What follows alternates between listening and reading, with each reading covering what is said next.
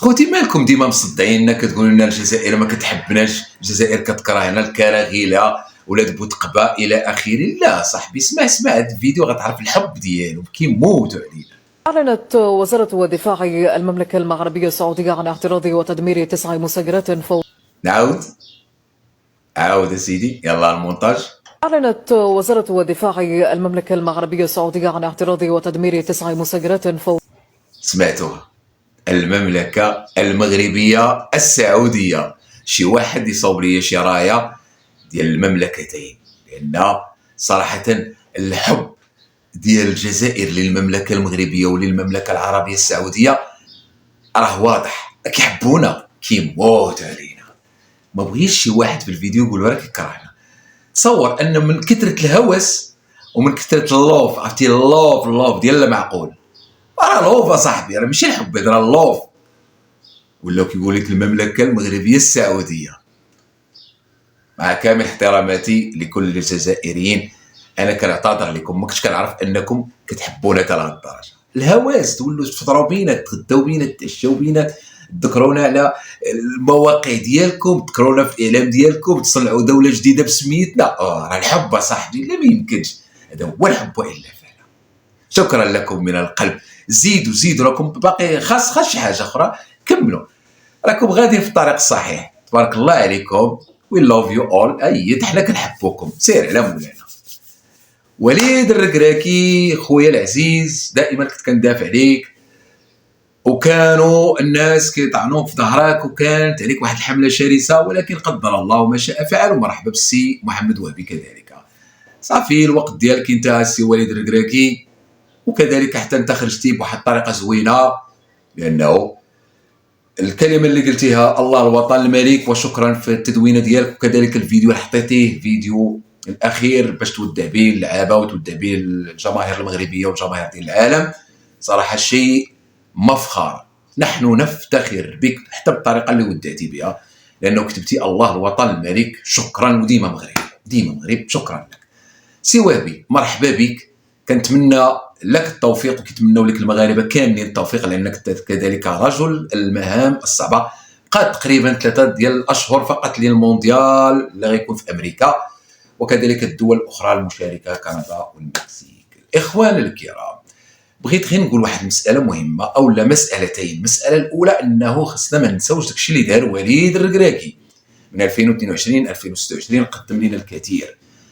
واحد الاضافه اللي شحال من واحد ما غاديش تجي لي على باله، اللي هي اهم من الانجاز ديال 2022 بقطر اللي هو رابع العالم، كذلك الانجاز الاخير اللي هو حنا ولينا الثامن عالميا. وما نساوش الانجازات الاخرى اللي هي اننا شحال ديال الماتشات سكسيسيف ما خسرناش.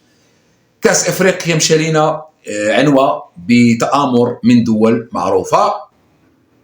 المهم، اهم من هادشي كامل، السي وليد الركراكي خلى واحد البصمه ديالو كبيره اللي ما يمكنش يجي من وراء شي واحد يديرها، الا وهي انه خلى لينا الايمان.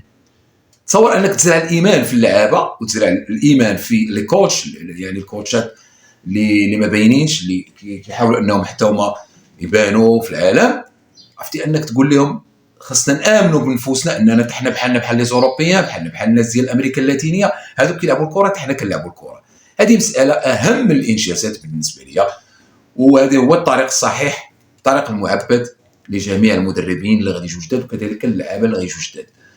بالنسبه للتشكيله اللي غادي يدير محمد وهبي، ضروري غادي يكون فيها تغيير، لانه من خلال تصريح اللي ادلى به قال على انه ما كيهموش السن، كيهمو الجاهزيه، كيهمو هذاك اللاعب اللي غادي يعطي الاضافه. وهذا شيء جميل، الا كان محمد وهبي فعلا عنده هذا الفكر، فراه تبارك الله عليه. وراكم شفتوا جاب كاس العالم بواحد الفئه عمريه يعني ما شاء الله، وان شاء الله كذلك حتى هو يدير البصمه ديالو في كاس العالم القادم، رغم قصر المده اللي غادي يتعرف عليها فيها اللعابه، وغيدربهم كذلك باش يدير لنا تشكيله قتاليه. المساله الثالثه والاخيره اللي كتهم المساله ديال محمد وهبي، واللي كتهم كذلك وليد الركراكي.